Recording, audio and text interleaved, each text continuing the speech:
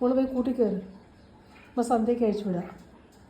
ചെറിയ വിളക്കൊക്കെ ഒരുക്കട്ടെ. പെരയ്ക്കകത്ത് തൂത്തുവാരി തുടച്ച് വിളക്ക് എറിച്ചിട്ട് മോളെ അഴിച്ചു വിടാം. എപ്പോഴും പെരയ്ക്കകത്തില്ലേ, രാത്രിയും പകലും എല്ലാം പെരയ്ക്കകത്തില്ലേ. പോയി കൂട്ടി കയറി ചെല്ല്. പോ, നല്ല മോളല്ലേ, ചെല്ല്. പോ, എളുപ്പം പോ.